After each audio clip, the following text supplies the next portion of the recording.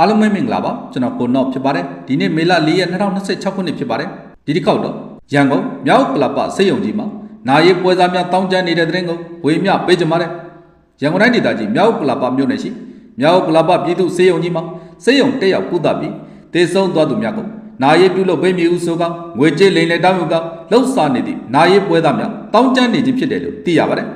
ပြီးခဲ့သည့်ရက်ပိုင်းကလည်းမြောက်ကလပစေယုံကြီးတွင်ရင်တိုက်မှုကြောင့်အသက်သေဆုံးခဲ့သည့်အမျိုးသမီးလောင်းကိုရင်ခွဲရုံမှာထုတ်ယူရတွင်ငွေညစ်ခံရခြင်းနှင့်ပတ်သက်ပြီးလူမှုကူညီရေးအသင်းတစ်ခုကလူမှုကွန်ရက်စာမျက်နှာတွင်ဖော်ပြခဲ့ပြီးဝေဖန်မှုများမြင့်တက်ခဲ့ခြင်းဖြစ်တယ်လို့သိရပါတယ်။ရပ်ဝေးမှာလာရောက်စိတ်ကူးတာသူများသေဆုံးရတွင်အလောင်းကိုမြန်မြန်ဆန်ဆန်ထုတ်ယူနိုင်ရေးအလောင်းကိုအမြန်ဆုံးတကြိုနိုင်ရေးအတွက်အလောင်းထုတ်ယူရတွင်အကျင့်ပြတ်ဝန်ထမ်းအချို့နှင့်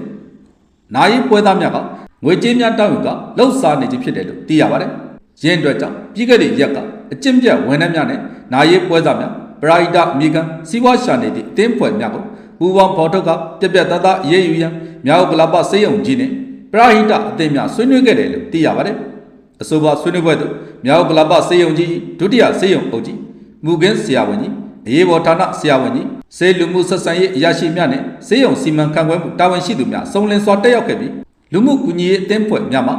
ဝန်ရံမှုလူမှုကူညီရေးအသင်းတာဝန်ရှိသူများရန်ကုန်တိုင်းဒေသကြီးပရာဟိတအဖွဲ့များကွန်ရက်၏တကုံမျိုးသစ်ခရိုင်တာဝန်ရှိသူများအဖြူရောင်ပရာဟိတအသင်းမြစ်တာသင်္ကားအသင်းအရှိတကုံမြရတနာအသင်းမြောက်ကလပတို့မှတာဝန်ရှိသူများတက်ရောက်ခဲ့တယ်လို့သိရပါတယ်။အဆိုပါအစည်းအဝေးတွင်စေယုံဘက်ကအကျင့်ပြတ်ဝန်ထမ်းများနဲ့မတာပွဲသားများကိုစုံစမ်းဖော်ထုတ်ပေးရန်နဲ့ပရာဟိတဖွဲ့စည်းများဘက်ကပရာဟိတမြေခန်းကစီးပွားရှာနေသည့်အသင်းဖွဲ့များကိုစုံစမ်းဖော်ထုတ်ပြီးနှစ်ဦးနှစ်ဖက်ပူးပေါင်းကပြက်ပြက်သားသားအရေးယူသွားရန်ညှိနှိုင်းသဘောတူညီခဲ့တယ်လို့သိရပါတယ်။မြောက်ကလပစေယုံကြီးတွင်စေယုံတက်ရောက်ကုသပြီးသေဆုံးသွားပါကအလောင်းများထုတ်ယူရတွင်အလွယ်တကူမရှိခြင်းကြောင့်နာယီပွဲသားများတောင်းကျမ်းနေခြင်းဖြစ်ပြီးအထူးသဖြင့်ပြည်မှုဆိုင်ရာရဲအမှုများတွင်စာရွက်စာတမ်းကိစ္စများမှာတာမန်ပြည်သူများအတွက်အလောင်းထုတ်ယူရန်အလွယ်တကူမရှိခြင်းများကြောင့်ပြည်သူများအနေဖြင့်ပွဲစားများလူမှုကူညီရေးအသင်းများကိုအားကိုးနေရခြင်းဖြစ်တယ်လို့သိရပါတယ်။အားလုံးကိုကျေးဇူးတင်ပါတယ်ကျွန်တော်ကိုနော့ဖြစ်ပါတယ်။